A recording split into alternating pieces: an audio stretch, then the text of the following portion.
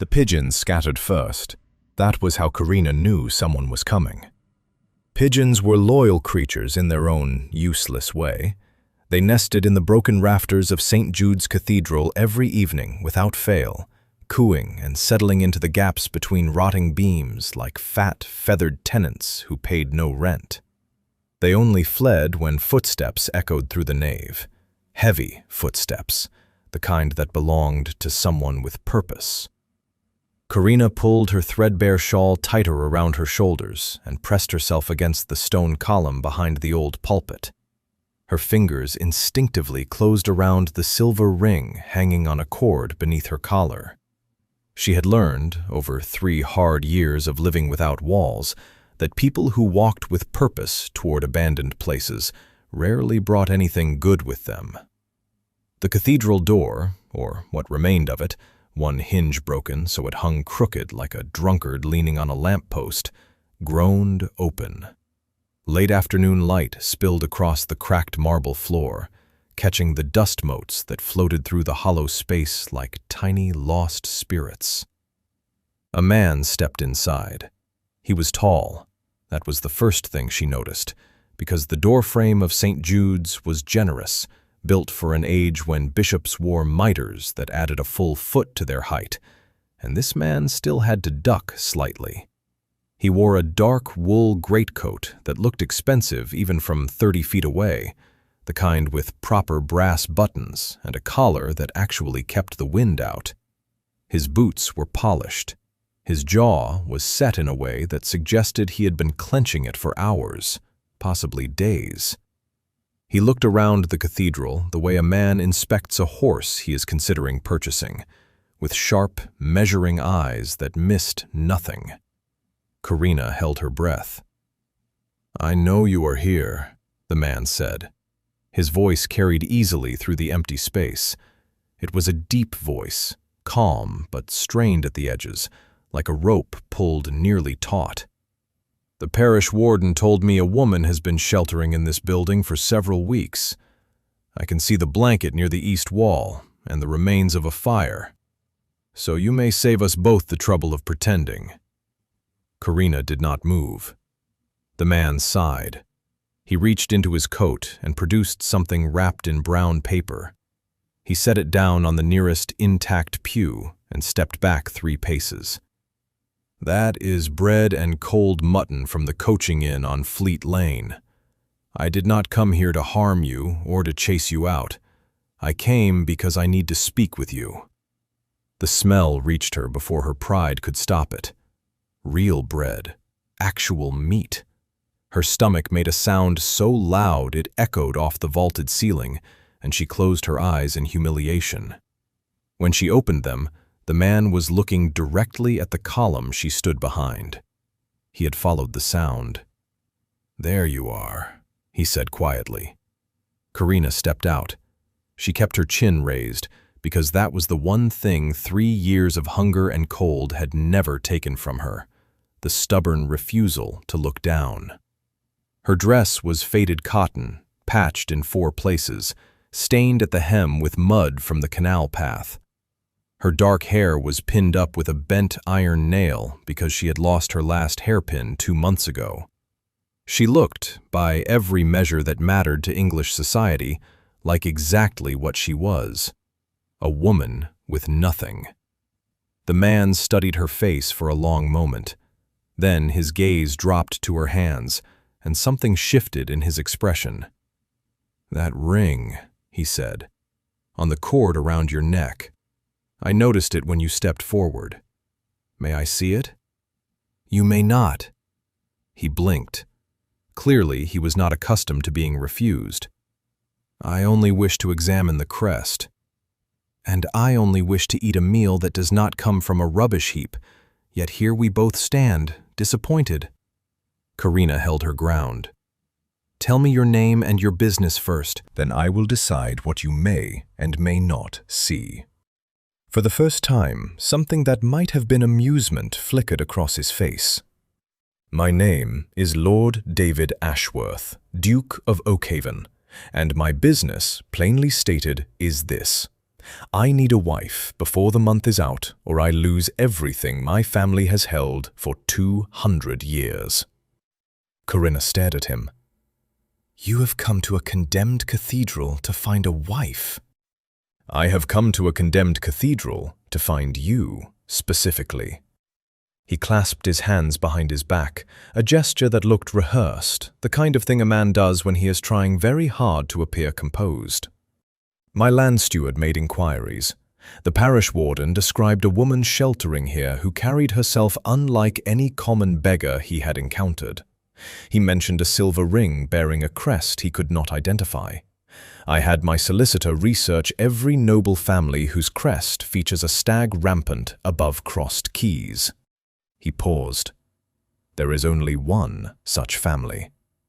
Corinna's hand went to the ring beneath her collar. Her pulse hammered against her fingertips. I do not know what you are talking about, she said. I think you do. David's voice softened, though his expression remained serious. My father died 6 weeks ago. His estate charter contains a provision I was unaware of until his solicitor read the will. I must be lawfully married within 30 days of his death, or the estate and its title pass to my nearest male relation, my cousin, Lord Sterling. His mouth tightened on the name as though it tasted foul. I have 23 days remaining. Then go to any drawing room in London. There are 100 women who would accept your proposal before you've finished asking. I do not need a woman who wants my title. I need a woman who understands what it means to lose everything, because that is exactly what will happen to every tenant, every servant, and every family on my land if Sterling takes control. He stepped closer. You need a home, and a name, and a place in this world where no one can touch you. I need a Duchess who will stand beside me long enough to secure what is mine. That is the arrangement. Nothing more. The cathedral fell silent. Even the pigeons, who had crept back to the lower window ledges, stopped their restless cooing. Corinna looked at the bread and mutton sitting on the pew. She thought about the previous winter, when she had nearly frozen to death behind a tannery in Cheapside. She thought about the ring that had hung around her neck since she was 14 years old, the only proof that she had once belonged somewhere. If I agree, she said slowly, I have conditions. Name them. You will never ask me to pretend to love you. You will never enter my private chambers without invitation. And when your estate is secure, you will release me from the arrangement without contest.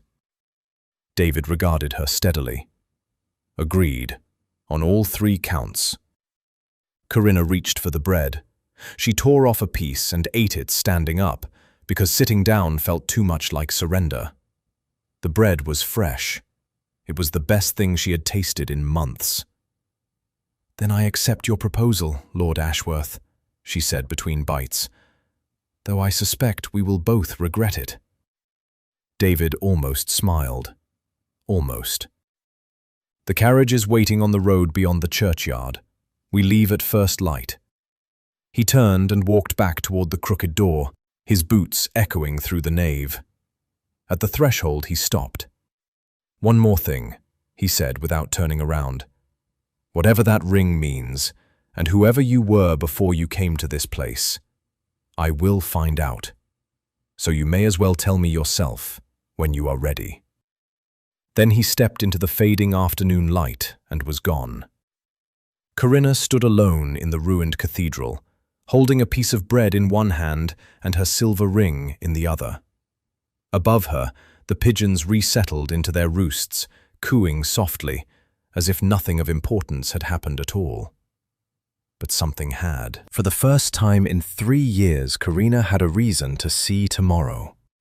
The carriage smelled of leather and cedarwood, 2 scents Corinna had not encountered in so long that they struck her like a slap.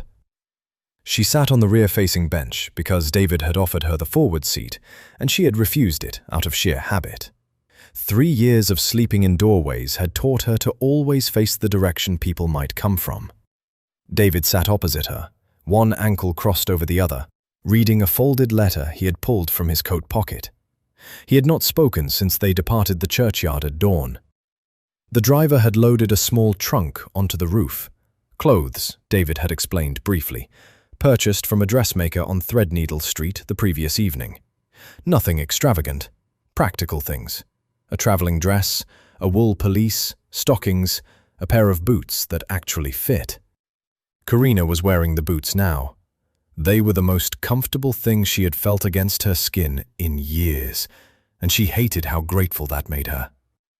The city thinned around them as the carriage rattled past the last rows of sooty brick terraces and out onto the open road. Fields stretched wide on either side, dotted with sheep and bordered by low stone walls. The sky was a pale, washed grey that promised neither rain nor sun, the kind of English sky that simply existed without committing to anything. Corinna turned the silver ring over in her fingers. She had taken it from beneath her collar once the carriage door closed, and now it sat in her palm, warm from her skin. The crest was worn, but still legible if you knew what to look for. A stag, standing on its hind legs, proud and defiant, above a pair of crossed keys. Beneath the keys, in letters so small they were nearly smoothed away, a single Latin word. Fidelis. Faithful. "You keep touching it," David said, without looking up from his letter. "It is mine to touch." "I did not suggest otherwise." He folded the letter and tucked it away. His eyes settled on the ring. A stag rampant above crossed keys. House of Vane. Formerly stripped of title and lands in 1798, following accusations of unpaid debts and fraudulent dealings. He paused. The family's holdings were seized and redistributed. Every member scattered. Within 2 years, the name had been wiped from the registers of every social club, parish record, and noble directory in England. Corinna's jaw tightened. Hearing it laid out so plainly, like items on a shopkeeper's ledger, made her chest ache in a way she thought she had outgrown. "You have done your research," she said flatly. "I told you. My solicitor is thorough." David leaned forward, resting his elbows on his knees. The movement brought him closer, and Corinna resisted the instinct to press back against her seat. "What he could not tell me is how the last daughter of that house ended up sleeping in an abandoned cathedral with nothing to her name except a signet ring and a sharp tongue." "The tongue I was born with. The cathedral was simply available." "And the years between?" Corinna looked out the window. A farmer was leading a draft horse along the edge of the road, the animal's massive hooves clopping rhythmically against the packed earth. An ordinary sight, an ordinary morning for everyone, except her. "My father was Edward Vane, Viscount Ashmore," she said. The name still felt strange on her lips, like a word in a language she had once spoken fluently, but had since forgotten. "When I was 11, he was the most respected man in our county. He sat on the local magistrate's bench. He managed 4 estates and employed over 100 people. My mother held a summer garden party every July that half the county attended." She stopped, swallowed. "When I was 14, everything ended. A group of creditors appeared with documents showing that my father owed enormous sums. Debts he swore he had never incurred. Loans bearing his signature that he claimed were forged." It did not matter. The courts ruled against him within a month. Our house, our land, our furniture, our horses, all of it was taken. My mother died that winter from a fever she might have survived if we had still had a warm home and a physician who would treat us. Corinna's voice stayed level, though it cost her something to keep it there. "My father lasted another year. He walked into the River Severn one evening in November and did not walk out." The carriage jolted over a rut in the road. Neither of them spoke for a long moment. "I was 15, Corinna continued. "Alone. The relatives who might have taken me in had already cut every tie to the Vane name. I survived on charity, then on labor, washing floors, mending clothes, hauling water. When even that dried up, I learned how to find shelter where no one would look for me." David's expression had not changed, but something behind his eyes had shifted. He was watching her the way one watches a closed book whose spine bears no title, trying to guess what was written inside. "You said your father claimed the signatures were forged," he said carefully. "They were forged. I am certain of it." "How?" "Because I watched my father sign his name every day of my childhood. He had a particular way of forming his letters. The E always leaned too far to the right, and he crossed his T's with a downward stroke instead of a straight line. The signatures on those loan documents were perfect. Too perfect. Every letter upright, every stroke measured. They were the work of someone who had studied his handwriting and reproduced it with great care, but who did not know the small flaws that made it his." David sat back. His fingers drummed once against his knee, then stopped. "Do you know who was behind it?" Corinna looked at him directly. The ring sat in her palm, the little stag catching the grey light from the carriage window. "I did not, for many years. I was small when it happened, and we are not told such things. But during my time in the cathedral, I found old broadsheets lining the walls, newspapers used as insulation by whoever had sheltered there before me. One of them carried a notice from 1799, listing the buyers who had purchased my family's seized estates at auction." She paused. "One name appeared 3 times. He bought our main house, our farmland, and our London property, all at prices well below their value, as though he had known in advance exactly what would be available, and for how much." David's drumming fingers went still. "Whose name?" "A man called Lord Sterling." The silence that followed was so complete that Corinna could hear the harness jingling on the horses outside and the soft creak of the carriage springs beneath them. David's face changed. The careful composure he had worn since the cathedral cracked, just for an instant, and underneath it, Corinna saw something raw. Recognition. And beneath that, a cold, settling fury. "Sterling," he repeated. "Your cousin," Corinna said. "The same man who wants to take your estate is the man who destroyed my family. So before we go any further, Lord Ashworth, you should understand what you are walking into. My name was not forgotten. It was buried, deliberately, by someone who had every reason to make sure no one ever dug it up." She closed her fingers around the ring. "And if you put me in a ballroom wearing this crest, you are going to make a very dangerous man very angry." David looked at her for a long time. Then he leaned back against the bench and turned his gaze to the window, where the English countryside rolled past in its endless patchwork of green and grey. "Good," he said quietly. "Let him be angry."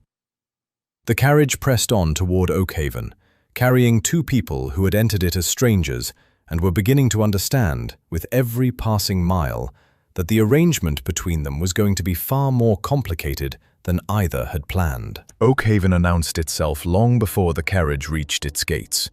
The road narrowed between ancient oak trees whose branches met overhead like the arched ceiling of a green cathedral, dappling the afternoon light into shifting patterns across the carriage floor.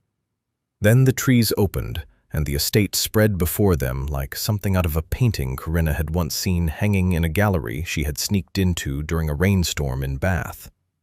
The manor house stood 3 stories tall, built from honey-colored stone that had darkened with age to the shade of weak tea. It had 2 symmetrical wings extending from a central entrance, rows of tall windows catching the light, and a wide gravel drive that curved in a perfect crescent before the front steps. Beyond the house, manicured gardens sloped down toward a lake bordered by willows. To the east, she could see the rooftops of tenant cottages and the square stone tower of a parish church. It was beautiful. It was enormous, and every window seemed to be watching her.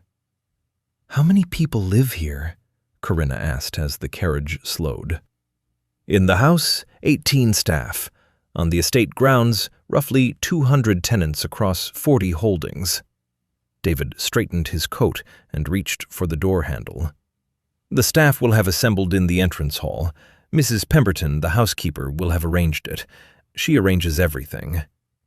And what have you told them about me? That I am bringing home my future wife. Nothing else? What else would you have me say? Corinna could think of several things, beginning with the truth, but the carriage door opened before she could voice any of them. A footman in blue livery lowered the step, and David climbed out first, offering his hand back to her.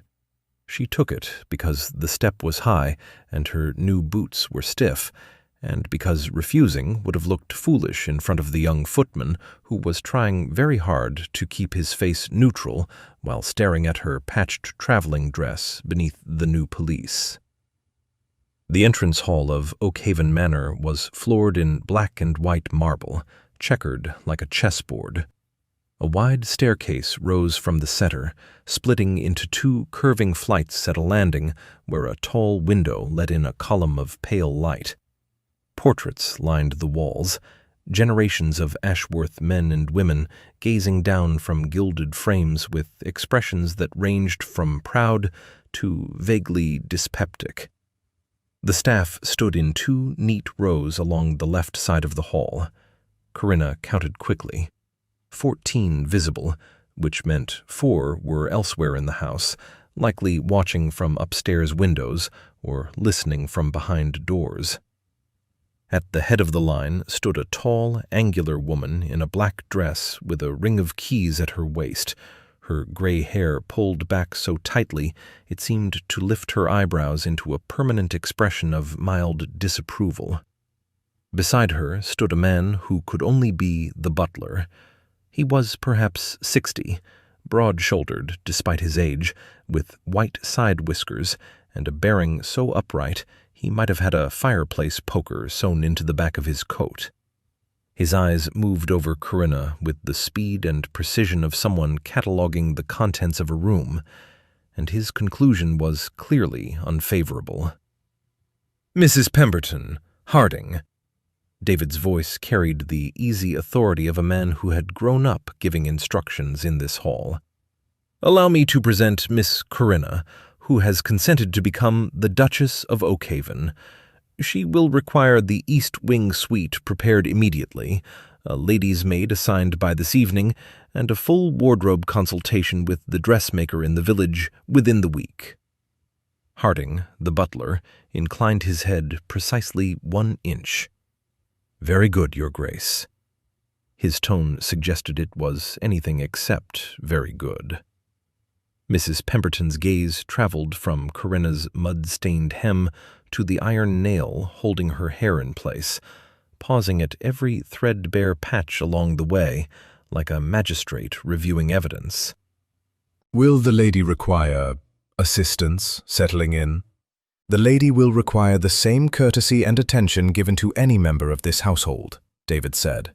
There was iron beneath the words. "Is that clear?" "Perfectly clear, Your Grace." Mrs. Pemberton's expression did not change, but something in her posture stiffened further, which Corinna had not thought physically possible. The staff were dismissed. They filed out through the service door in orderly silence, though Corinna caught 2 of the younger maids exchanging a glance that communicated entire paragraphs of opinion. Once they were alone, David turned to her. "I will arrange for tutors to begin tomorrow." "Tutors," Corinna repeated. "Etiquette, formal dance, dining protocol, forms of address. The social season is already underway, and your public presentation will take place in 10 days. You must be prepared." "I know how to curtsy, Lord Ashworth." "You know how to curtsy like a vicar's daughter at a country assembly. You will need to curtsy like a woman who has done it in the presence of royalty since she was old enough to walk. There is a considerable difference." He paused, and his voice dropped a fraction. "I am not trying to change who you are. I am trying to make certain that no one in that ballroom has reason to question what you are. Sterling will be looking for any crack, any stumble, any proof that this marriage is a performance. We cannot give him one." Corinna wanted to argue. She wanted to tell him that she had spent 3 years surviving on wit and instinct and sheer determination, and that no amount of dancing lessons could teach her anything more difficult than what she had already endured. Instead, she looked at the row of portraits on the staircase wall. Women in pearls and silk, men in powdered wigs and embroidered waistcoats. 2 centuries of breeding, wealth, and careful appearances staring down at her from their gilded frames. She thought about Lord Stirling, the man who had forged her father's name, the man who had taken her home, her family, her entire world, and ground it to dust while she was still little. He was out there somewhere, comfortable and confident, certain that the vain name was buried so deep it would never surface again. "Send the tutors," Corinna said, "and tell Mrs. Pemberton I will take supper in my room tonight. I have a great deal to learn, and I intend to begin immediately." David studied her for a moment. Then he gave a short nod. "The East Wing suite has a writing desk, a private sitting room, and a view of the lake. I hope it will be satisfactory." "I have been sleeping on a stone floor beneath a leaking roof for the past 4 months, Lord Ashworth. I expect I will manage." Something moved across his face. Not pity, she would have bristled at pity, but something closer to recognition. The expression of a man seeing, perhaps for the first time, that the woman standing in his entrance hall was considerably more than the arrangement he had bargained for. He turned and walked toward his study without another word. Corinna climbed the staircase alone. Her fingers trailed along the polished banister, smooth and cool beneath her hand.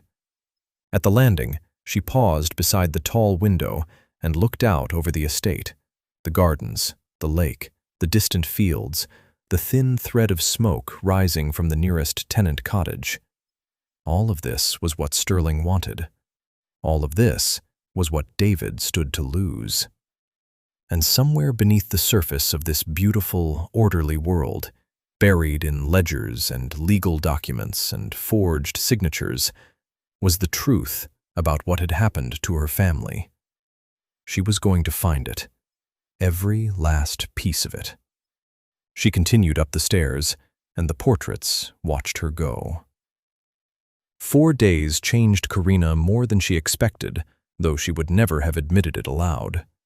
The tutors arrived on her second morning at Oakhaven. Mr. Ellsworth, a retired dancing master with a waxed moustache and an unfortunate habit of counting out loud, drilled her through cotillions, minuets, and the proper way to accept a gentleman's hand without appearing either too eager or too reluctant. Mrs. Cavendish, a former governess to the daughters of an earl, spent 3 hours each afternoon correcting Corinna's posture, her table manners, her method of entering a room, and, most painfully, her speech. "You clip your vowels, Miss Corinna. A duchess does not clip. She allows each word its full measure, as though she has all the time in the world and expects the room to wait." Corinna practiced in front of the mirror in her suite until her jaw ached. She practiced walking with a book balanced on her head until her neck was stiff. She memorized the correct order of precedence for seating at formal dinners, which turned out to be more complicated than any puzzle she had ever encountered, including the time she had to pick a lock on a warehouse door in Southwark using a bent spoon. By the 4th day, Mrs. Cavendish declared her passable. Mr. Ellsworth declared her footwork adequate, which from him was practically a standing ovation. And Mrs. Pemberton, the housekeeper, had begun addressing her as "my lady" instead of "the lady," which represented a shift in opinion so subtle that only someone paying very close attention would have noticed it. Corinna noticed. On the morning of the 8th day, she woke early. The house was quiet. The servants would not begin their rounds for another hour. And David, she had learned, spent his mornings riding the estate grounds before breakfast. She dressed in the simplest of the gowns that had arrived from the village dressmaker, a dove-grey muslin with a high collar, and made her way downstairs. She had a purpose. David had mentioned, during a brief conversation over supper 2 evenings prior, that the estate assembly would convene in 3 weeks. At that assembly, he would need to present proof of his marriage and demonstrate that all conditions of his father's charter had been satisfied. Sterling's challenge would be heard, and every piece of documentation would be scrutinized. "We will need the original land deeds," David had said, pushing a piece of roasted pheasant around his plate as though it had personally offended him. "They are somewhere in the library. My father's filing system was, generously speaking, chaotic." Corinna had offered to search. David had accepted with the particular relief of a man who despised paperwork and had just found someone willing to do it for him. The library at Oakhaven occupied the entire ground floor of the East Wing. It was a long, handsome room with tall windows on one side and floor-to-ceiling bookshelves on the other, broken at intervals by marble busts of classical figures who stared blankly into the middle distance as though they too had given up trying to find anything in the late Duke's records. A massive oak desk dominated the far end, buried beneath stacks of papers, rolled documents tied with ribbon, and several leather-bound ledgers that looked as though they had not been opened in years.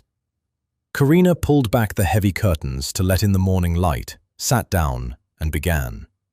The first 2 hours yielded nothing useful. She found receipts for livestock purchases dating back to 1795. She found a lengthy correspondence between the late Duke and his wine merchant regarding a disputed shipment of port. She found a pressed flower between the pages of a household accounts ledger from 1803, its petals still faintly purple, and wondered briefly who had placed it there and why. It was in the third hour, buried at the bottom of a stack of property documents in the second drawer of the desk, that she found the ledger. It was smaller than the others, bound in dark green leather with no title on the spine. She almost set it aside. Then she opened it and saw the columns of figures inside, and her hands went still. The ledger recorded land transactions, dates, names, amounts, parcels. Every property sale involving the Oakhaven estate for the past 20 years had been entered in a careful, slanting hand that did not match the late Duke's writing. Someone else had maintained this book, a steward, perhaps, or a solicitor. Corinna ran her finger down the entries, reading each one. Most were routine: tenant leases renewed, small parcels sold to neighboring landowners, a meadow purchased from the parish in 1806. Then she reached the entries from 1798, and her finger stopped. 3 transactions recorded on consecutive dates in September of that year. 3 properties purchased at auction by a single buyer, each at a price dramatically below the assessed value noted in the margin. The properties were listed by their formal registry names, but Corinna did not need the names. She recognized the descriptions. A country house with 14 rooms and a walled garden in Shropshire. A farmstead of 200 acres bordering the River Severn. A townhouse on Curzon Street in London. Her family's homes, all 3 of them, sold off like unwanted furniture. And the buyer's name, entered in the same careful hand beside each transaction? Lord Philip Sterling. Corinna sat back in the chair. Her pulse was loud in her ears, steady and hard, like someone knocking on a door that had been locked for a very long time. She had known. She had told David in the carriage that Sterling's name appeared in the old broadsheet she found in the cathedral. But seeing it here, in the private records of Oakhaven's own estate, written in black ink on cream paper, that was different. This was not a public auction notice. This was an internal ledger, kept by someone within the Ashworth household, recording Sterling's purchases as though they were ordinary business. Which meant someone in this house had known. Someone had watched Sterling buy the ruins of the Vane family's life, and had simply written it down between a livestock receipt and a wine order. Corinna turned the page. There was one more entry beneath the 3 purchases, added in a different ink, as though it had been written later. It was not a transaction. It was a note, just 2 lines, in handwriting she did not recognize. Documents transferred to Sterling per agreement. Parish records amended accordingly. Matter closed. Parish records amended. Corinna closed the ledger slowly. Her thoughts were racing, but her hands were steady. She had spent 3 years surviving by keeping her head clear when everything around her was falling apart, and that discipline held now. Someone had not merely purchased her family's property. Someone had altered official records afterward. Parish records, the very documents that recorded births, marriages, deaths, and inheritances, the documents that proved who you were and where you came from. Sterling had not just taken her family's wealth, he had tried to erase them from existence. She tucked the ledger beneath her arm and stood. The marble busts watched her cross the library with their blank, indifferent eyes. The morning light had shifted, falling now in long, golden bars across the floor. She needed to find David, and then they both needed to find those parish records before Sterling discovered that the woman he had erased was very much alive, living under his cousin's roof, and holding the evidence of what he had done. The dress was the color of midnight. Corinna stood before the full-length mirror in the guest chamber of David's London townhouse on Half Moon Street and barely recognized the woman looking back at her. The gown was silk, deep blue, edged with silver thread along the bodice and sleeves, fitted close at the waist and falling in clean lines to the floor. The village dressmaker had sent it ahead by courier 3 days prior, along with matching gloves, a pair of satin slippers, and a note that read simply, "For the lady, with my compliments." Her hair had been dressed by the lady's maid David had assigned to her, a quiet, efficient girl named Alice, who had a gift for arranging curls and an even greater gift for saying absolutely nothing while doing it. Dark waves were pinned high and threaded with a thin silver ribbon, leaving her neck bare except for one thing. The signet ring, polished until the stag crest gleamed, hung on its cord just above her collarbone. Corinna had considered hiding it beneath the dress. She had considered leaving it in her room entirely. In the end, she had chosen to wear it openly, because hiding was what Sterling expected the last vein to do, and she was finished hiding. David was waiting in the entrance hall when she descended the staircase. He wore a black tailcoat over a white waistcoat, his cravat tied in a knot so precise it must have taken his valet 4 attempts. He looked up as she reached the landing, and for a brief moment, his composure flickered. "You look..." He paused, searching for the right word. "Prepared." "Prepared," Corinna repeated. "How romantic." "I was not attempting romance. I was attempting accuracy." He offered his arm. "The carriage is waiting. Lord and Lady Hartwell's seasonal ball. 300 guests, most of whom will be watching us from the moment we walk through the door." "Wonderful." "You should also know that Sterling has been invited." Corinna's step faltered, just slightly, on the last stair.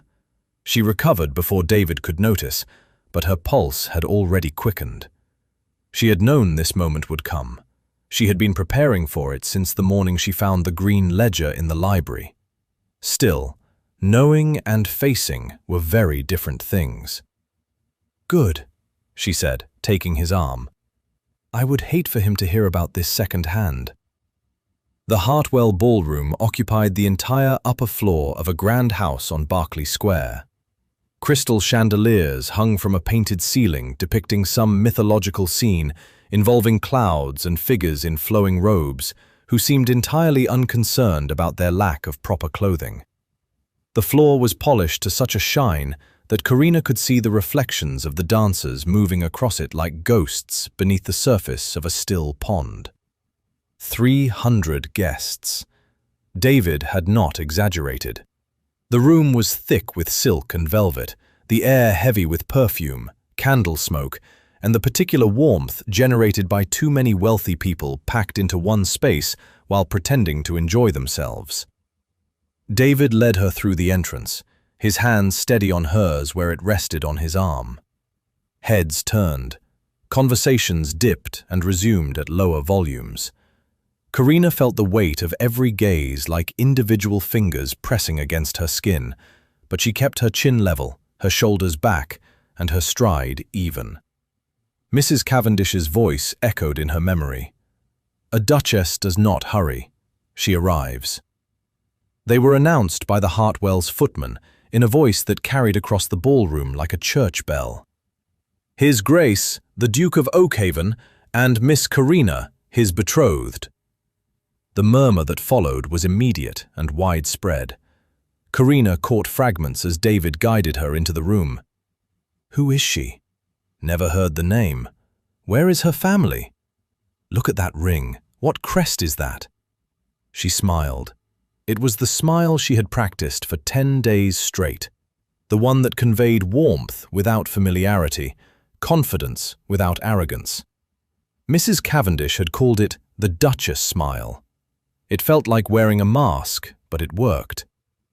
For the first hour, everything went according to David's plan. He introduced her to a carefully selected sequence of allies, Lord Hartwell himself, a cheerful man with red cheeks who kissed her hand and declared her charming. Lady Beaumont, a sharp-eyed dowager who asked 3 pointed questions about her upbringing and seemed satisfied by the answers. Sir George Whitfield, a member of the county gentry who had known David's father and appeared genuinely pleased that the young duke had found a bride. Corinna navigated each introduction with the precision of someone walking across a frozen lake, every step deliberate, every word measured, every gesture exactly as rehearsed. She danced a cotillion with David, executing the steps flawlessly while maintaining light conversation with the couple beside them. She accepted a glass of wine from a passing footman and did not drink from it, because Mrs. Cavendish had warned her that a lady seen drinking too eagerly at a ball would be discussed unfavorably for weeks. She was beginning to think they might actually survive the evening unscathed when she heard the voice behind her. What a remarkable transformation! Corinna turned. The man standing 3 feet away was of medium height, dressed in a burgundy coat with gold buttons, his thinning hair combed forward in the fashionable style. His face was narrow, his smile pleasant, and his eyes completely empty of warmth. He held a glass of champagne in one hand and a gold-topped walking cane in the other, though he showed no sign of needing it for support. Lord Stirling looked exactly as Corinna had imagined he would, like a man who had never lost a single night's sleep over anything he had done. "Cousin," David said. His voice was level, but Corinna felt his arm tense beneath her hand. "David?" Stirling's gaze moved from David to Corinna with the slow, appraising quality of a cat watching a mouse that had wandered too far from its hole. His eyes found the ring at her throat and stayed there. The pleasant smile did not waver, but something behind it sharpened. "And who is this extraordinary creature?" "My betrothed, Miss Corinna." "Corinna." Stirling tasted the name. "No family name? How unusual. One might almost think she appeared from thin air." He took a step closer, his eyes still fixed on the ring. "That is a striking piece of jewelry. The crest seems familiar, though I confess I cannot quite place it. A stag, is it? Above crossed keys?" "You know precisely what it is," Corinna said. The words left her mouth before she could stop them, cutting through the ballroom noise like a blade drawn from a sheath. David's fingers pressed a warning against her arm, but it was too late. Stirling's smile had frozen in place. "I beg your pardon?" he said softly. "A lovely evening, is it not?" Corinna said, smoothing her tone back to politeness with an effort that nearly cost her teeth. "The Hartwells have outdone themselves." Stirling studied her for a long moment. Then he turned to David, and when he spoke, his voice carried just far enough to reach the surrounding guests. "I must say, cousin, I had heard rumors that your search for a bride had grown somewhat desperate, but I never imagined you would resort to plucking a common beggar from the streets and dressing her in borrowed silk. Tell me, does she know which fork to use, or did you have to draw her a diagram?" The surrounding conversations died instantly. Corinna felt dozens of eyes fix upon her, and for one terrible second the old fear surged. The fear of being seen, truly seen, as what she was. A woman with nothing. Then the second passed, and something older and harder took its place. She curtsied, low, slow, and absolutely flawless, exactly as Mrs. Cavendish had taught her, holding the position for precisely the right count before rising with the kind of unhurried grace that could only belong to someone who had been doing it her entire life. "Every fork, my lord," she said calmly. From the outside in, a ripple of quiet laughter moved through the nearest guests. Sterling's smile thinned to a line. He looked at David, then back at Corinna, and something in his expression told her that the game had just begun. "We shall see," he said. "We shall see." He turned and disappeared into the crowd, his cane tapping lightly against the polished floor. The candles in David's study had burned down to stubs by the time the clock on the mantelpiece struck 1 in the morning. They had returned from the Hartwell ball in silence, the carriage rattling through empty London streets still wet from an earlier shower, and neither had spoken until the front door of the Half Moon Street townhouse closed behind them. Then David had said, "Study, now," and Corinna had followed without argument, because the look on his face told her that the evening's consequences had already begun to unfold. The study was a small, paneled room at the back of the house, lined with books and furnished with 2 leather chairs, a writing desk, and a side table that held a crystal decanter of brandy. David poured himself a measure, offered one to Corinna, and when she declined, drank his own in a single swallow that suggested long practice. "Sterling filed a challenge before we left the ball," he said, setting the glass down harder than necessary. "He found Lord Hartwell's clerk and submitted a formal petition to the High Court of Chivalry, questioning the legitimacy of our marriage contract." Corinna sank into one of the leather chairs. The silk of her gown rustled against the cushion, and she was suddenly, desperately aware of how tired she was. Her feet ached from dancing, her face ached from smiling, and somewhere beneath both of those, a deeper ache was settling in. The understanding that Sterling had moved faster than either of them had anticipated. "On what grounds?" she asked. David dropped into the opposite chair and ran a hand through his hair, destroying whatever careful arrangement his valet had constructed earlier that evening. "Fraud. He is claiming that our marriage is a fabrication designed solely to satisfy the terms of my father's estate charter. He argues that you have no verifiable identity, no family connections, and no legal standing to enter a marriage contract with a peer of the realm." "He is half right. The marriage is a fabrication." "The court does not need to know that." David leaned forward, elbows on his knees. "What the court needs is documentation. If we can prove your identity, your real identity, as the legitimate daughter of Viscount Ashmore of the House of Vane, then the marriage contract stands on solid ground. A duchess drawn from a noble family, even a disgraced one, is a very different matter from a duchess drawn from nowhere." Corinna's fingers went to the ring at her throat. "And if we cannot prove it?" "Then Sterling's petition succeeds. The court invalidates the marriage, the estate charter's conditions remain unsatisfied, and Oakhaven passes to him within the week." David's jaw tightened. "Every tenant, every servant, every family that depends on that land will be at his mercy. And based on what you found in that ledger, We both know what his mercy looks like." The candle nearest the window guttered and died, sending a thin trail of smoke curling toward the ceiling. Corinna watched it dissolve into the darkness above the lamp's reach. "The ledger mentioned parish records being amended," she said slowly. "If Sterling altered the records in my family's home parish, he would have needed access to the original registers, the baptismal records, the marriage entries, the inheritance filings. Those are kept by the parish clerk and are supposed to be permanent." "Supposed to be?" Yes, but parish clerks are not wealthy men, and a generous donation to a struggling country church can purchase a remarkable degree of cooperation. Corinna had thought about this for days, turning it over in her mind the way she turned her ring between her fingers, obsessively, repeatedly, searching for an angle she might have missed. If Sterling paid someone to alter the registers, there are two possibilities.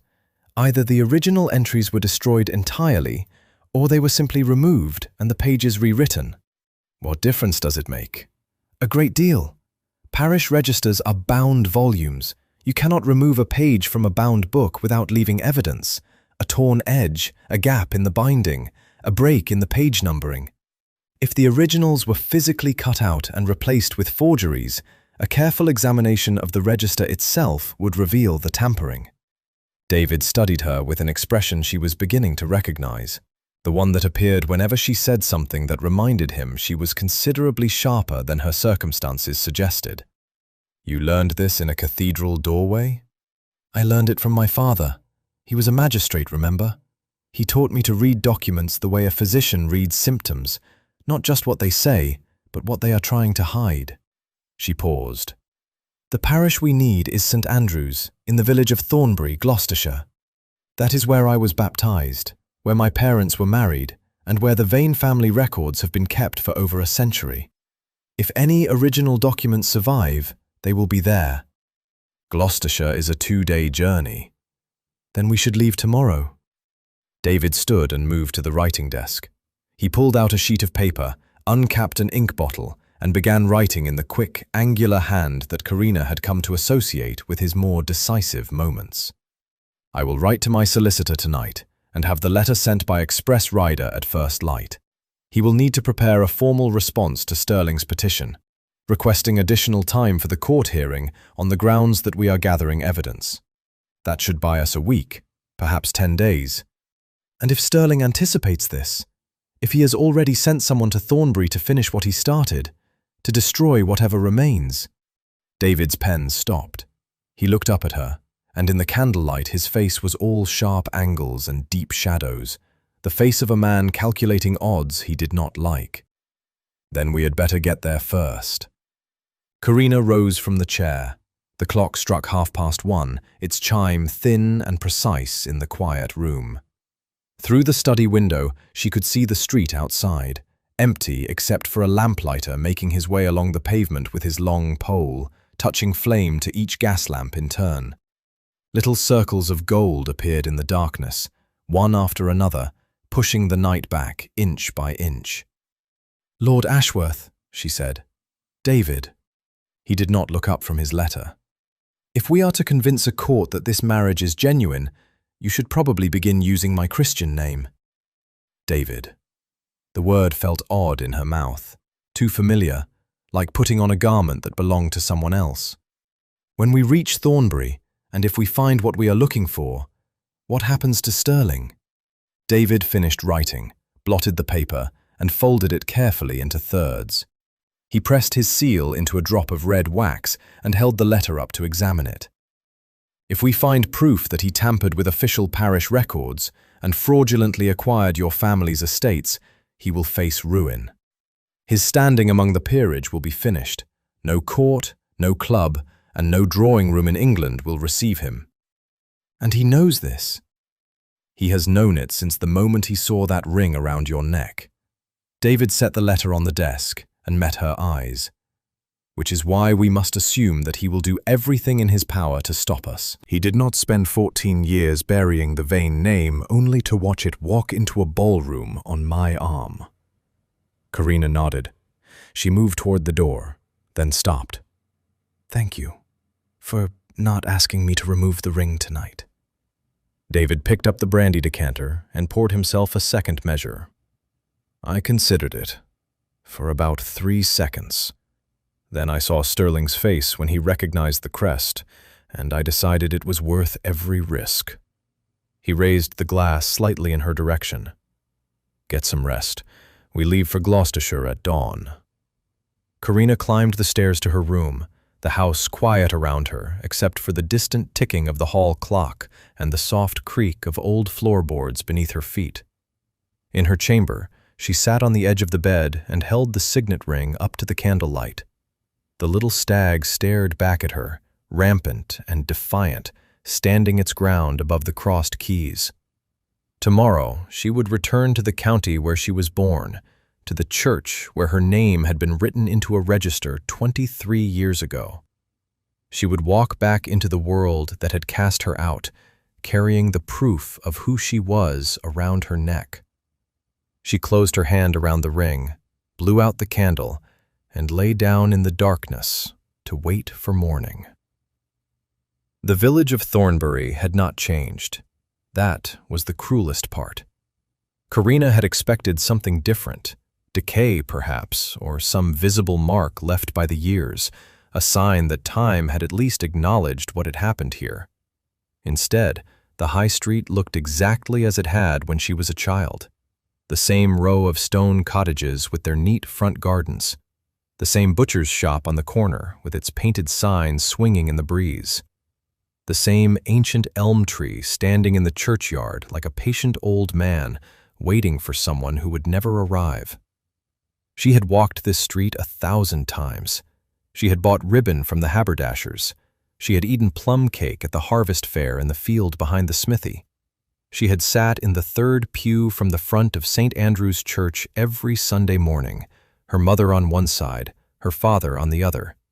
And she had believed with the unshakable certainty of past that nothing would ever change.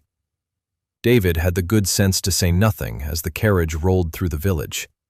He watched her face, and whatever he saw there kept him silent until they had passed the last cottage and pulled up at the low stone building adjoining the church, the parish archive office, where the records of every birth, marriage, and burial in Thornbury had been kept for 200 years. The parish clerk was a thin, anxious man named Mr. Foss, who wore spectacles that sat crookedly on his nose and had ink stains on both cuffs of his shirt. He met them at the door with the particular wariness of someone who rarely received visitors and trusted the ones who came even less. "Your Grace," he said, bowing to David with a jerky, mechanical motion. "I received your solicitor's letter yesterday. I must tell you plainly that I am uncertain about the propriety of allowing access to the registers. These are ecclesiastical records, and there are procedures." "Mr. Foss." David's voice was polite, but carried the weight of a man accustomed to having doors opened for him, literal and otherwise. "I am investigating a matter of inheritance that directly concerns properties in this parish. The records I require are public documents maintained for the benefit of the community. I am asking courteously, but I should mention that my solicitor is also prepared to obtain a magistrate's order, which would be less courteous and considerably more inconvenient for everyone." Mr. Foss swallowed, adjusted his spectacles, and stepped aside. The archive room was small and cold, smelling of old paper and damp stone. Wooden shelves lined every wall, packed with leather-bound volumes of varying sizes, their spines labeled by year in faded gilt lettering. A single window admitted a square of gray light that fell across a reading table in the center of the room, its surface scarred with the circular marks of countless ink bottles and candle holders.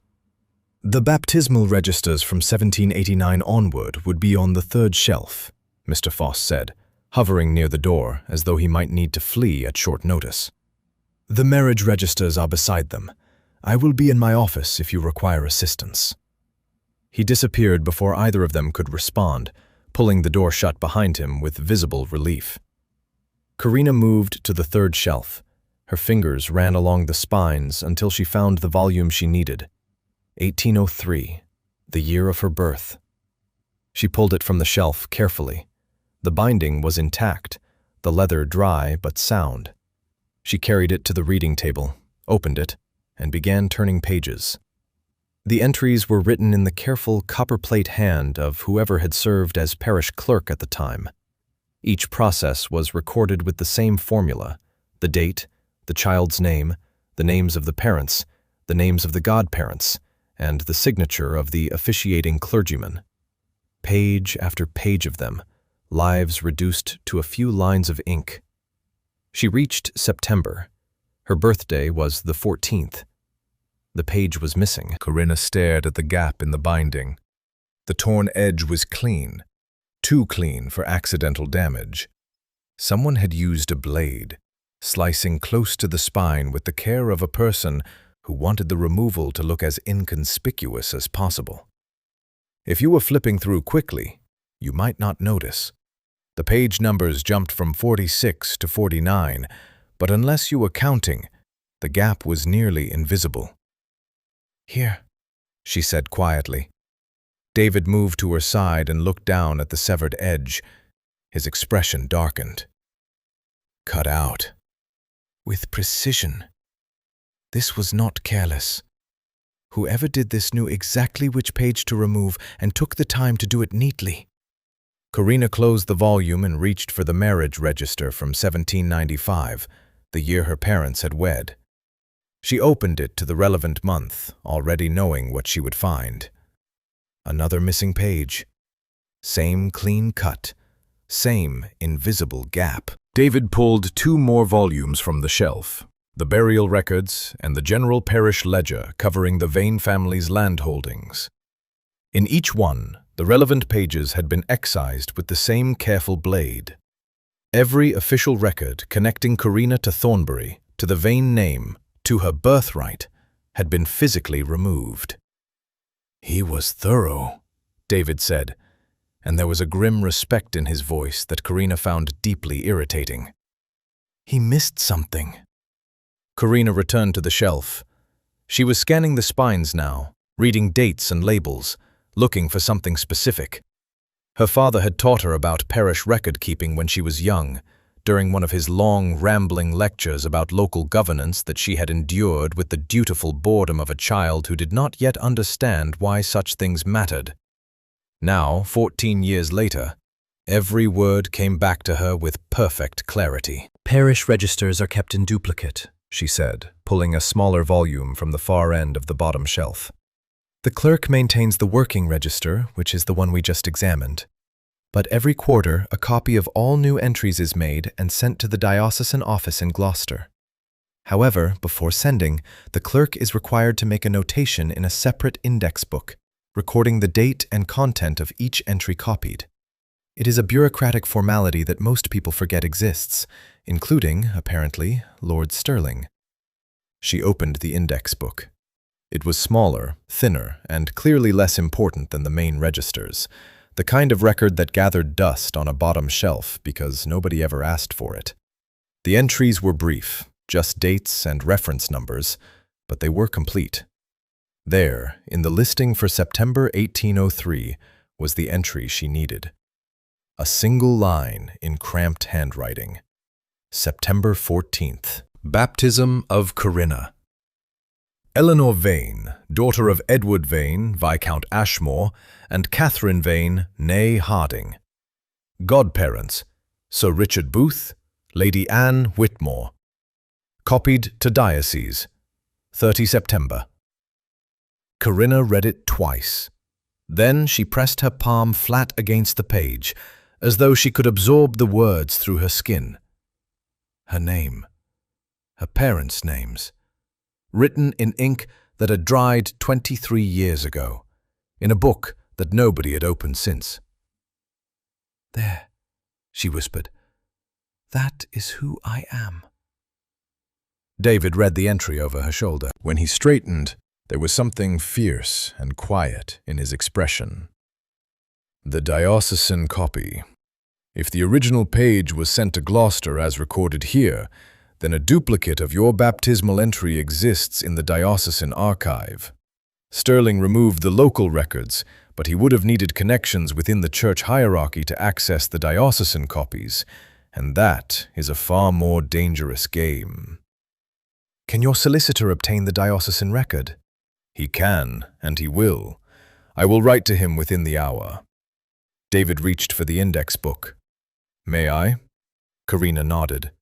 He lifted it carefully from the table, handling it with the reverence of a man who understood that he was holding the difference between keeping his home and losing everything. They found Mr. Fossey in his office, perched behind a small desk like a nervous bird on a fence post. David explained what they needed. A certified statement from the clerk confirming the condition of the registers and the discovery of the missing pages. Mr. Foss turned pale, then red, then pale again, and began writing with the frantic energy of a man who wanted these visitors out of his archive as quickly as possible. While David supervised the clerk's statement, Corinna stepped outside into the churchyard. The elm tree stood where it had always stood, its branches wide and heavy with summer leaves. Beyond the low stone wall, she could see the road that led to where her family's house had once been, the house that Sterling now owned. She did not walk toward it. There was no need. The house was stone and timber. It could be rebuilt, or sold, or burned to the ground, and it would still be just a house. What mattered was the name, and the name was written in a little book on a bottom shelf that a powerful man had overlooked because he had been too busy destroying everything above it. Corinna touched the ring at her throat and allowed herself, just for a moment, to smile. The letter from David's solicitor arrived on the morning of the 21st day. Corinna was in the breakfast room when Harding brought it in on a silver tray, his face arranged in its usual expression of dignified neutrality. She had grown accustomed to the butler over the past weeks. He still watched her with the careful attention of a man guarding the family silver, but the open disapproval of her first evening had gradually softened into something closer to professional curiosity. She suspected he was waiting to see whether she would prove him wrong about her, and she suspected he was beginning to hope she would. David took the letter, broke the seal, and read it standing beside the sideboard with a cup of tea cooling in his other hand. Corinna watched his face. She had become skilled at reading him, the small shifts in his jaw, the way his eyes narrowed when he encountered something that troubled him, the particular stillness that settled over his features when he was thinking hard. Today, the stillness came first. Then his jaw relaxed, and something she had never seen before appeared in his expression. Relief. The Diocesan Archive in Gloucester has confirmed the existence of the duplicate baptismal record, he said. My solicitor's clerk inspected it yesterday.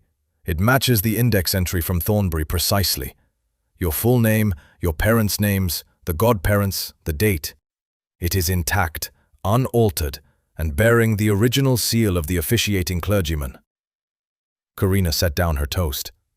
Her appetite, which had been vigorous since arriving at Oakhaven after years of scarcity, suddenly vanished beneath a wave of feeling she could not immediately name. It was not happiness exactly. It was something quieter, the sensation of a wound that had been open for so long she had forgotten it was there, finally beginning to close. The solicitor will present the record to the court along with the index book and Mr. Fossey's statement regarding the tampered registers, David continued. Combined with the estate ledger you found in the library, we have a clear chain of evidence linking Sterling to the suppression of your family's records and the fraudulent acquisition of their properties. When is the hearing? 7 days. David folded the letter and placed it in his breast pocket. I suggest we spend the time preparing your testimony. The court will want to hear from you directly. Corinna nodded. She picked up her toast again, then set it down once more. David? He looked up, slightly startled. She still used his Christian name sparingly, deploying it like a valuable coin she did not wish to spend frivolously. Thank you, she said, for taking me to Thornbury. for believing me about the records. You could have dismissed what I told you in the carriage that first day as the ramblings of a desperate woman trying to make herself sound important. I considered it, he said, for approximately half a second. Then you described your father's handwriting in such detail that I knew you were either telling the truth or were the most accomplished liar I had ever encountered. Either way, I was intrigued. Corinna almost laughed. It surprised her. Laughter had been a rare commodity in her life for so long that the impulse felt foreign, like a muscle she had forgotten she possessed. That afternoon, she found herself in the conservatory. It was her favorite room at Oakhaven, though she had not admitted this to anyone. The conservatory occupied a glass-walled extension at the south end of the house, filled with potted ferns, climbing jasmine, and a lemon tree that the late Duke had apparently imported from Italy at considerable expense, and which now produced exactly 3 lemons per year, each one treated by the gardener with the reverence normally reserved for holy relics. The air was warm and green-smelling, and the light that came through the glass walls had a softness to it that made the rest of the world seem far away. She was sitting in the wicker chair beside the lemon tree, reading a volume of heraldic records she had borrowed from the library, when David appeared in the doorway. He had been riding. She could tell because his boots were muddy, his hair was disordered by wind, and he carried with him the smell of horse and open fields, a combination that, she noted with some irritation, was not entirely unpleasant. I spoke with the tenants on the north boundary this morning, he said, leaning against the doorframe. Old Mr. Hargreaves and his family. They have been on Oakhaven land for 3 generations. His grandson is 7 years old and has already decided he wants to be a farmer like his grandfather. David paused. Hargreaves asked me directly whether the estate was secure. Word has reached the tenants about Sterling's challenge. They are frightened. What did you tell him? That I would sooner burn the manor to the ground than let Sterling take it. He crossed his arms. Which is perhaps more dramatic than the situation required, but Hargreaves seemed reassured. Corinna closed her book. You care about them, the tenants. They are my responsibility. Their families have trusted mine for generations. That trust is not something I take lightly. He moved into the conservatory and sat in the chair opposite hers, stretching his legs out in front of him with the particular weariness of a man who had spent 4 hours on horseback. My father was not a perfect man. His filing system alone should disqualify him from any posthumous praise. But he understood one thing clearly. The title means nothing if the people who depend on it are not protected. My father believed the same thing, Corinna said quietly. He used to say that a name on a deed is just ink on paper. What makes it real is whether the people who live on that land can sleep soundly at night. David looked at her. The afternoon light through the conservatory glass caught his face at an angle that softened the hard lines she had grown accustomed to. The clenched jaw, the guarded eyes, the permanent furrow between his brows that she privately thought of as his thinking crease. In this light, he looked younger. Tired, but younger. Corinna, he said, and something in the way he spoke her name was different from every previous time. Slower, more careful, as though he were handling something fragile. I owe you an apology. For what? For the arrangement. For the way I presented it to you in that cathedral. I told you I needed a duchess to save my estate, and that was true. But I treated it as a transaction, shelter and a title in exchange for your presence beside me. I reduced you to a solution to my problem, and that was wrong. Corinna was quiet for a moment. A bee had found its way into the conservatory and was circling the lemon tree, with the aimless determination of a creature that has forgotten what it was looking for. You offered me a way out of a life that was slowly destroying me, she said. I do not need an apology for that. Perhaps not, but you deserve to know that what I think of you has changed. David's gaze held hers steadily. When I found you in that cathedral, I saw a means to an end. I see something very different now. I see a woman who was stripped of everything. her name, her family, her place in the world, and who refused to disappear, who kept a signet ring around her neck for 9 years because she knew, even when no one else did, that she was still somebody. He paused. I do not view this as a transaction any longer. I want you to know that. The conservatory was very quiet. The bee had settled on a leaf and gone still. Through the glass walls, Corinna could see the garden stretching out toward the lake, the willows bending in a light breeze, the last of the afternoon sun gilding the surface of the water. She thought about the conditions she had set in the cathedral. You will never ask me to pretend to love you. She had said it because she believed that love was something she could no longer afford, a luxury for people whose lives were stable enough to risk it. She was beginning to wonder whether she had been wrong about that. I know, she said softly. I have known for some time. David leaned back in his chair. He did not reach for her hand. He did not make any grand declaration. He simply sat with her in the warm green light of the conservatory, while the bee explored the lemon tree and the shadows lengthened across the garden outside. It was, Corinna thought, the most honest conversation she had ever had with another person. And for once, she did not feel the need to guard herself against what might come next.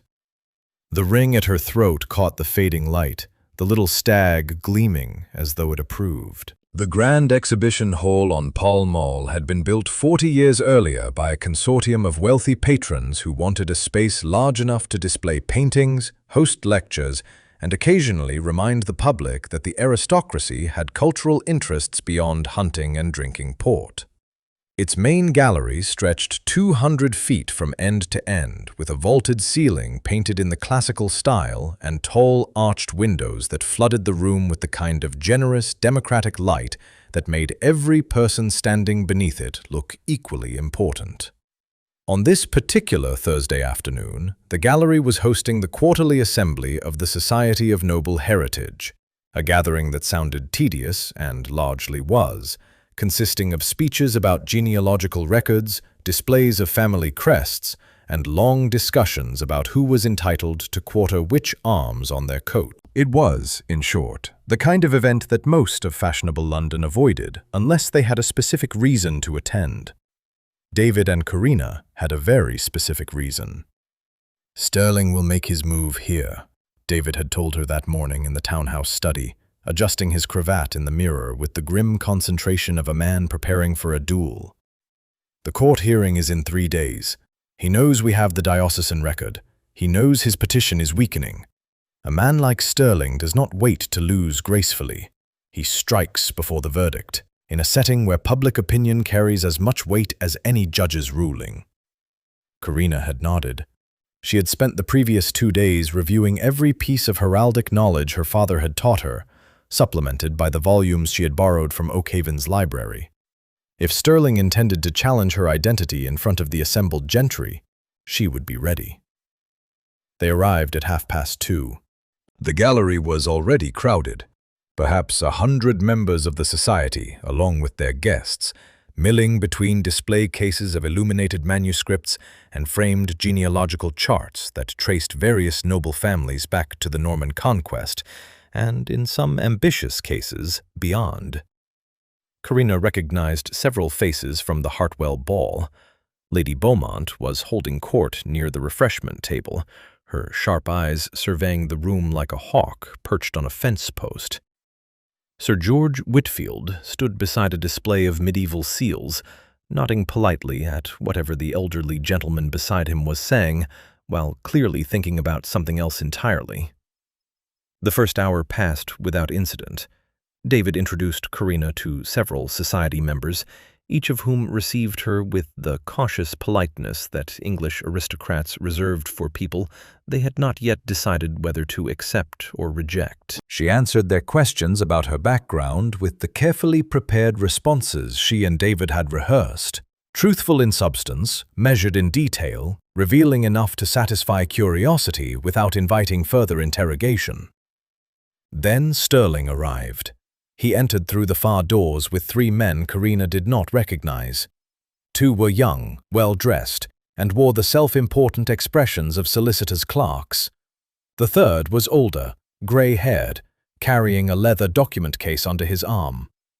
Sterling himself looked immaculate in a dark green coat, his gold-topped cane tucked under one arm, his thin face arranged in an expression of pleasant concern that fooled nobody who looked closely enough. He made his way to the raised platform at the end of the gallery, where the Society's chairman, Lord Pembroke, was preparing to deliver the afternoon's closing remarks. A brief conversation followed. Corinna could not hear the words, but she saw Pembroke's eyebrows rise, his lips purse, and his hand gesture reluctantly toward the lectern. Sterling nodded graciously and stepped up to the platform. "Ladies and gentlemen," he said, his voice carrying effortlessly through the gallery, "I beg your indulgence for a brief moment. A matter has come to my attention that concerns the integrity of our noble registers, and I feel duty-bound to bring it before this assembly." The room quieted.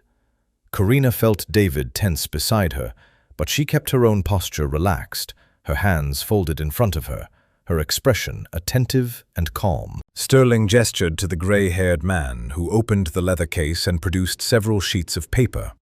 "I have here sworn statements from 3 independent witnesses, a former parish clerk, a county archivist, and a retired solicitor, each attesting that no legitimate record exists confirming the baptism of any person named Corinna within the House of Vane. The family's line ended with the death of Viscount Ashmore in 1799. There were no surviving heirs." A murmur rippled through the assembled guests. Corinna felt eyes turning toward her from every direction. Sterling continued, holding up one of the documents. "I raise this matter with great reluctance, as my cousin, the Duke of Oakhaven, is dear to me, and I wish him every happiness.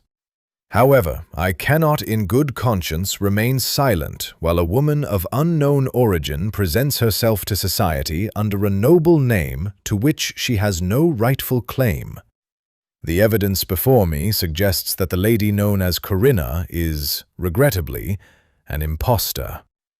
He set the documents on the lectern and stepped back, spreading his hands in a gesture of sorrowful resignation that was so perfectly performed it could have earned applause at Drury Lane.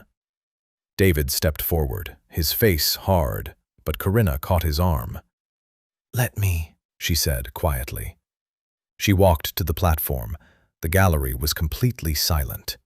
100 pairs of eyes watched her cross the marble floor, her footsteps echoing in the vaulted space. She climbed the 3 steps to the platform, stood beside the lectern, and looked out at the assembly with the composed expression of a woman who had been preparing for this moment her entire life. "Lord Sterling names 3 witnesses," she said, her voice clear and steady. "A former parish clerk, a county archivist, and a retired solicitor. I would ask the assembly to consider why a former clerk and a retired solicitor were sought rather than the current holders of those offices, who would have direct access to the most recent records. The answer, I suspect, is that the current records tell a story Lord Sterling would prefer you did not hear." She turned to Sterling. "You state that the Vane line ended with my father's death. That is a claim easily tested. The House of Vane bore arms registered with the College of Heralds since 1672. Azure, a stag rampant argent above 2 keys crossed in saltire, or with the motto Fidelis beneath. The registration specifies that the crest descends through all legitimate issue, male and female, until the line is formally extinguished by act of the Crown. No such act was ever issued. I have confirmed this with the college directly." A stir passed through the room. Lady Beaumont leaned forward in her chair with visible interest. "Furthermore," Corinna continued, "the Vane family's baptismal records were maintained in duplicate, as required by ecclesiastical law. While the original register at St. Andrew's, Thornbury, has been tampered with, pages physically cut from the binding, the duplicate copy held at the Diocesan Archive in Gloucester remains intact. It confirms my baptism on the 14th of September, 1803, as the daughter of Edward Vane, Viscount Ashmore, and Catherine Vane. This record bears the original seal of the Reverend Thomas Hale, who officiated. She picked up Sterling's documents from the lectern and held them up. These sworn statements declare that no record of my birth exists. The diocesan archive proves otherwise, which means either your witnesses failed to conduct a thorough search, or they were instructed to search only where the evidence had already been removed. She set the papers down. In either case, their testimony is worthless. Sterling's face had gone very still. The pleasant mask remained in place, but beneath it, something was shifting. The controlled fury of a man watching a carefully constructed wall develop cracks. "These are serious allegations," he said, his voice tight. "You are suggesting that official records were deliberately altered." "I am stating it, Lord Sterling. The parish register at Thornbury shows clean cuts where pages were removed with a blade. The index book recording entries copied to the diocese was overlooked, providing a complete reference to every document that was taken. And the estate ledger at Oakhaven Manor contains a notation in a hand that is neither the late Duke's nor his steward's, recording the transfer of documents to you and the subsequent amendment of parish records." She paused. "You were thorough, my lord. You were simply not thorough enough." The silence that followed was absolute. Then Lady Beaumont began to clap. It was slow, deliberate, the sound of one pair of gloved hands meeting in a quiet room, and it carried more weight than a standing ovation. Sir George Whitfield joined her, then Lord Pembroke. Within moments, a wave of restrained but unmistakable applause moved through the gallery. Sterling stood on the platform, his knuckles white around the handle of his cane, his face the color of old parchment. He looked at Corinna, and she saw in his eyes the understanding that the game he had been winning for 14 years had just turned against him. He collected his documents, nodded stiffly to the assembly, and left the gallery without another word. His two clerks followed. The grey-haired man with the leather case hesitated, glanced at Corinna with an expression that might have been embarrassment, and hurried after them. David was waiting at the foot of the platform when she descended.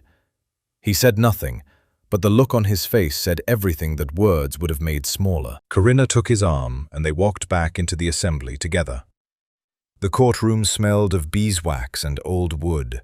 It occupied the first floor of a grey stone building on Chancery Lane, a place designed to impress upon visitors the solemn weight of English law through the simple method of making everything, the ceilings, the oak panelling, the magistrate's bench, enormously large, so that every person standing before it felt correspondingly small. Corinna did not feel small. She felt awake in a way she had not experienced since childhood, every sense sharpened, every thought precise. She stood beside David at the respondents' table, dressed in a simple cream gown, with her hair pinned neatly and the signet ring visible at her throat. David's solicitor, a meticulous man named Mr. Cathcart, who spoke in sentences so carefully constructed they could have been submitted as architectural plans, sat beside them with 3 leather folders arranged before him in a row. The gallery above was full. Word of the confrontation at the exhibition hall had spread through London's drawing rooms faster than a fire through dry timber, and half the fashionable world had suddenly developed a keen interest in matters of inheritance law. Corinna spotted Lady Beaumont in the front row of the gallery, dressed in violet silk and watching the proceedings with the alert satisfaction of a woman who had secured the best seat at the theatre. Sir George Whitfield sat 2 rows behind her, his arms folded, his expression grave. Sterling occupied the petitioner's table on the opposite side of the courtroom. He had brought his own solicitor, a round-faced man named Croft, who shuffled papers with the nervous energy of someone who suspected his case was weaker than his client had led him to believe. Sterling himself sat very still, his gold-topped cane resting against the edge of the table, his face composed into an expression of dignified patience. He had not looked at Corinna once since entering the room. The magistrate, Sir Henry Alderton, was a white-haired man of 70, with heavy eyebrows and a voice like gravel rolling down a hillside. He called the hearing to order with a single rap of his gavel and surveyed the courtroom over the top of his spectacles with the weary authority of someone who had presided over enough disputes to have lost all faith in human honesty, but continued showing up regardless. This court convenes to hear the petition of Lord Philip Stirling against His Grace the Duke of Oakhaven concerning the validity of the Duke's marriage contract and his satisfaction of the conditions set forth in the late Duke's estate charter. Sir Henry settled back in his chair. Mr. Croft, you may present the petitioner's case. Croft stood, cleared his throat twice, and began. His argument was the same one Stirling had made at the exhibition hall, dressed up in legal language, that Corinna's identity was unverifiable, that her claim to the Vane lineage was fabricated, and that the marriage contract was therefore a fraudulent instrument designed to circumvent the Charter's requirements. He presented Stirling's 3 sworn statements and requested that the court declare the marriage void and transfer the Oakhaven estate to his client as the nearest legitimate male heir. It took Croft 20 minutes. He spoke well enough, but there was a hesitancy beneath his words, the careful pacing of a man who knew he was building a house on sand and was trying not to step too heavily. When he finished, Sir Henry turned to the respondent's table. Mr. Cathcart. David's solicitor rose with the unhurried confidence of a man holding a winning hand. He opened the first leather folder. Your Honor, the respondent submits the following evidence. First, the certified duplicate of the baptismal record of Corinna Eleanor Vane, retrieved from the Diocesan Archive in Gloucester, bearing the original seal of the Reverend Thomas Hale of St. Andrew's Church, Thornbury. This document confirms the birth and baptism of the respondent's wife as the legitimate daughter of Edward Vane, Viscount Ashmore, and Catherine Vane, on the 14th of September, 1803. He placed the document before the magistrate and opened the second folder. Second, the quarterly index book maintained by the parish clerk of St. Andrew's, recording all entries copied to the diocesan archive. This book confirms that the original baptismal entry was transcribed and sent to Gloucester in September 1803, establishing a continuous chain of documentation. The third folder. Third, a sworn statement from Mr. Albert Foss, current parish clerk of St. Andrews, attesting that upon inspection of the original baptismal and marriage registers in his custody, multiple pages were found to have been physically removed with a cutting instrument. The statement further confirms that the quarterly index book, which was stored separately on a lower shelf, was not similarly altered, and that its entries correspond precisely to the missing pages. Mr. Cathcart paused. He reached into his coat and produced a smaller document, which he unfolded with deliberate care. Finally, Your Honor, the respondent submits a page from the private estate ledger of the late Duke of Oakhaven, discovered by the Duchess herself in the Oakhaven Manor Library.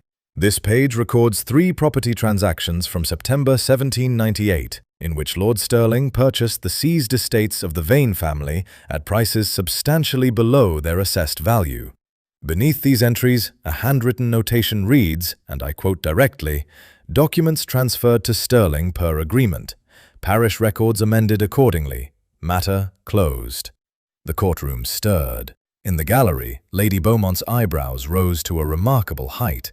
At the petitioner's table, Croft had stopped shuffling his papers and was staring at the document in Cathcart's hand with the expression of a man watching a ship he is standing on take water. Stirling did not move. His hands rested on the table before him, perfectly still. But Corinna saw the tendons in his wrists tighten, pulling the skin taut across his knuckles.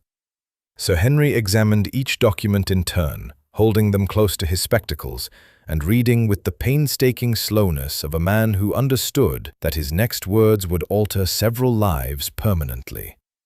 The courtroom waited. Corinna could hear the scratch of a clerk's pen somewhere behind the magistrate's bench, and the distant sound of carriage wheels on the street outside. At last, Sir Henry set the documents down and removed his spectacles. He polished them slowly on a cloth, replaced them, and fixed his gaze on Stirling. "Lord Stirling," he said, "the evidence presented to this court indicates that you acquired the properties of the Vane family following their financial ruin, at prices that suggest prior knowledge of the seizure. It further indicates that official parish records were subsequently altered to conceal the existence of a surviving heir. The notation in the Oakhaven estate ledger explicitly references your involvement in this alteration. He paused. Do you wish to offer any response before I deliver my ruling? Sterling stood. For a long moment he said nothing. His eyes swept the courtroom, the gallery full of watching faces, the magistrate behind his towering bench, the documents spread out like a map of his own undoing. Then his gaze found Corinna. She met it steadily. She did not smile. She did not look away. She simply stood there, the signet ring gleaming at her throat, the last daughter of the house he had tried to erase, alive and present and impossible to deny. Sterling turned back to the magistrate. I have nothing further to say, Your Honor. Sir Henry nodded. Very well. This court finds the following. The marriage contract between His Grace the Duke of Oakhaven and Corinna Eleanor Vane, confirmed daughter of Viscount Ashmore, is valid and legally binding. The conditions of the late Duke's estate charter are satisfied. The petition brought by Lord Sterling is dismissed. He paused, and when he continued, his voice carried the particular gravity of a man delivering words he knew would echo beyond the walls of his courtroom. Furthermore, in light of the evidence presented regarding the alteration of ecclesiastical records and the fraudulent acquisition of the Vane estates, this court refers the matter to the Lord Chancellor's office for full investigation. Lord Sterling is hereby stripped of his standing before this court and permanently barred from any future claim against the Oakhaven estate or its holdings. The gavel fell once, sharp and final as a door closing. The gallery erupted into a low roar of whispered conversation. Lady Beaumont turned to Sir George Whitfield and said something that made him nod vigorously. Croft began gathering his papers with the frantic haste of a man eager to distance himself from his client. Sterling stood motionless at the petitioner's table for several seconds, his cane gripped so tightly that his knuckles had turned the color of chalk. Then he walked out of the courtroom. He did not look at David. He did not look at Corinna. He passed through the heavy oak doors and disappeared into the corridor beyond, and the doors swung shut behind him with a sound that carried a weight far greater than wood and iron. David exhaled. It was a long, slow breath, the kind a man releases when he has been holding it for so long he has forgotten what breathing normally feels like. He turned to Corinna, and for the first time since she had known him, his composure broke entirely. His eyes were bright, his jaw unclenched, and when he spoke, his voice was rough with something she had never heard in it before.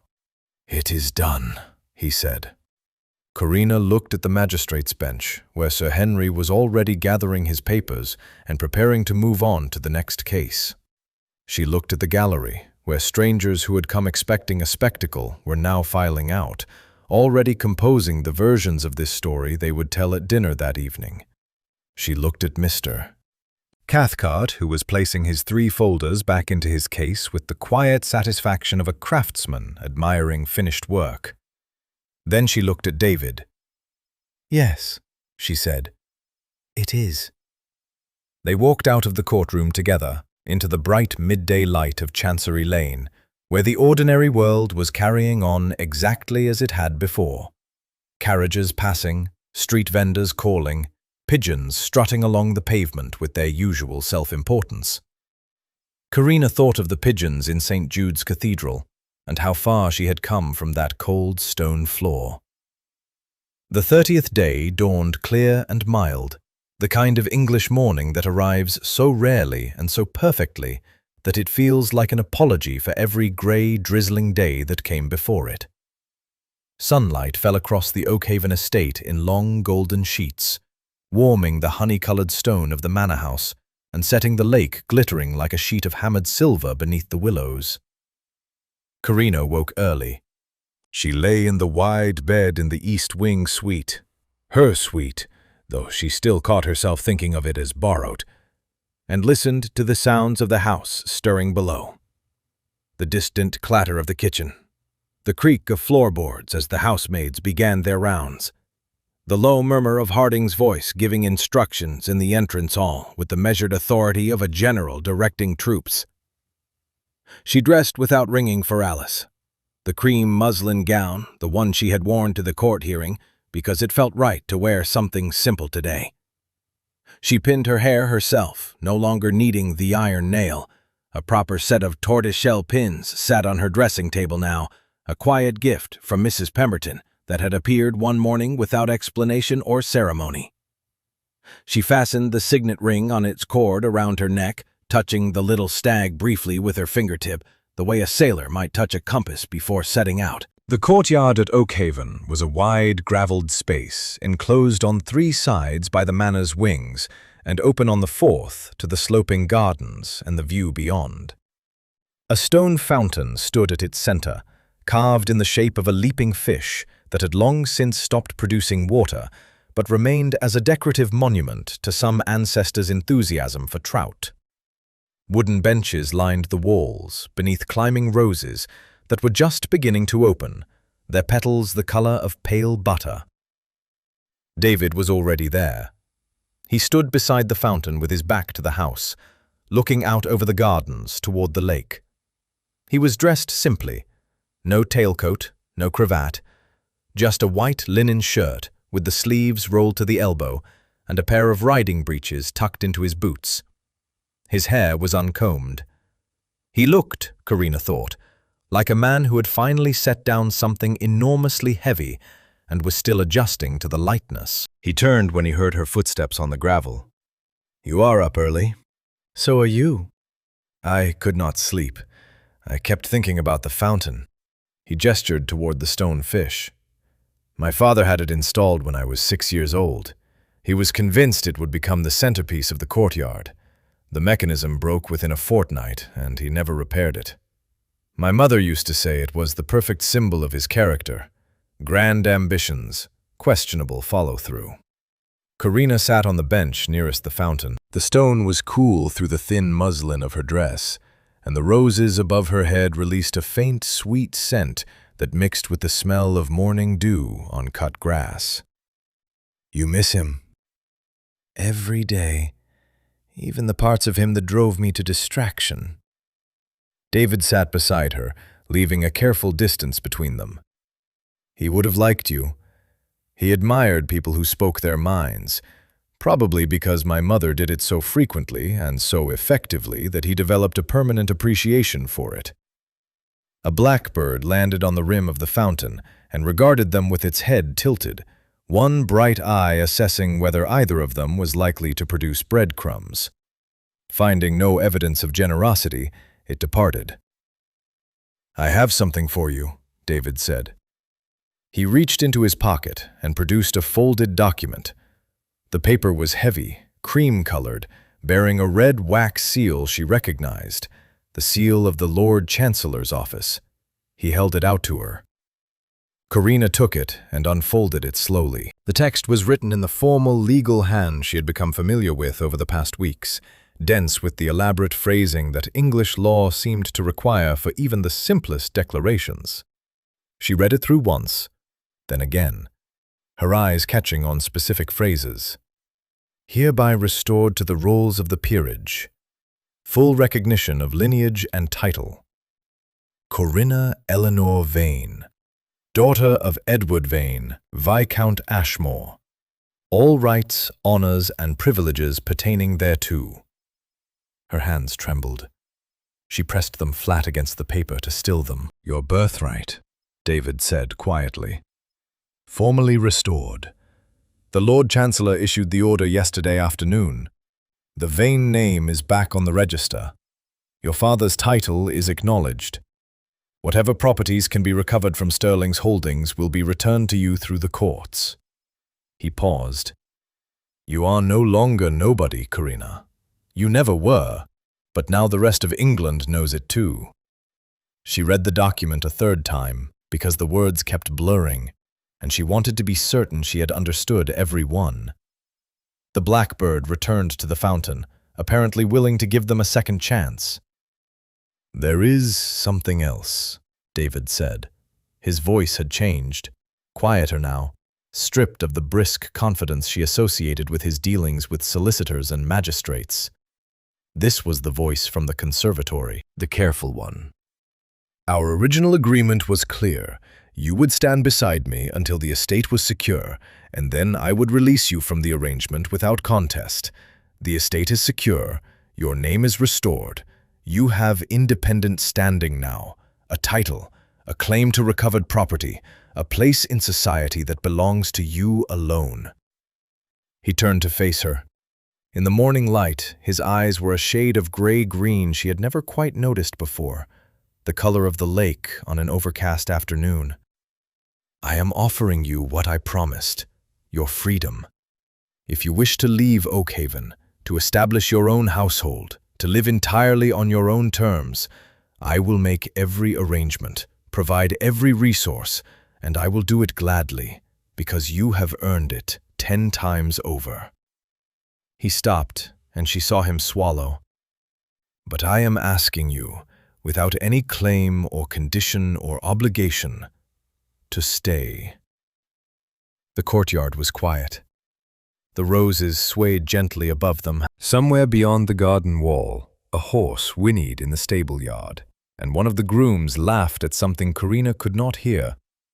She thought about the cathedral, the cold stone floor, the broken door hanging on its single hinge, the pigeons settling into the rafters each evening like clockwork. She thought about the carriage ride, when she had told a stranger the story of her ruined family and watched his face change. She thought about the library, the green ledger, the missing pages in the parish register, and the little index book on the bottom shelf that had saved everything. She thought about the conservatory and the lemon tree, and the afternoon when David had told her he saw something more than a transaction, and she had believed him because his voice had held the unmistakable sound of a man telling the truth for the first time in a long while. She looked at the document in her hands, her name, her family's name, restored, recognized, real. Then she folded it carefully, tucked it into the pocket of her gown, and looked at David. "When you found me in that cathedral," she said, "I had nothing. No name, no home, no reason to believe that anything would ever change. You gave me a chance, a calculated, self-interested, entirely unromantic chance, and I took it because I had no better option." She paused. "But somewhere between the dancing lessons and the parish archives and the moment I watched Lord Sterling walk out of that courtroom, the reason I stayed stopped being about survival." David was very still.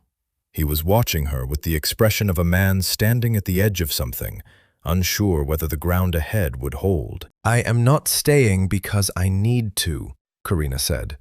"I am staying because Oakhaven feels like the first place in 9 years where I can breathe without looking over my shoulder. Because Mrs. Pemberton left hairpins on my dressing table without being asked, and Harding has started calling me Your Grace when he thinks nobody is listening, and old Mr. Hargrave's grandson brought me a fistful of wildflowers last Tuesday and told me his grandfather said I was good for the estate." She felt her voice catch, just slightly, and let it. "And because you, David Ashworth, are the most infuriating, honorable, emotionally inarticulate man I have ever met, and I would rather argue with you over breakfast every morning for the rest of my life than be free of you." David stared at her. Then something happened to his face that she had never seen before. A slow, unguarded, completely genuine smile that transformed his features so entirely it was as though she were meeting a different person. The thinking crease between his brows disappeared. The hard line of his jaw softened. He looked, for the first time since she had known him, like a man who was simply happy. "You think I am emotionally inarticulate?" he said. "Profoundly." "That seems harsh." "It is accurate. You once described me as looking prepared at a ball, in silk." It was a compliment. It was a catastrophe. He laughed. It was the first time she had heard him laugh, a real laugh, full and warm, rising from somewhere deep. And it echoed off the courtyard walls and startled the blackbird into flight for the second time. He reached for her hand. She gave it. His fingers closed around hers, warm and steady, and they sat together on the bench beside the broken fountain while the morning light moved slowly across the courtyard and the roses opened above their heads, and the great house of Oakhaven stood solid and certain around them, its stones holding the weight of 200 years and preparing, quite willingly, to hold the weight of whatever came next. In the entrance hall, Harding permitted himself a smile so brief that only Mrs. Pemberton noticed it, and she pretended she had not. In the stable yard, the groom finished brushing David's horse and wondered aloud whether there would be a proper wedding with cake. And on the bench in the courtyard, Corinna touched the signet ring at her throat one last time. The stag rampant, the crossed keys, the word Fidelis worn almost smooth, and knew, with the deep and quiet certainty of someone who has walked a very long road and finally arrived, that she was home.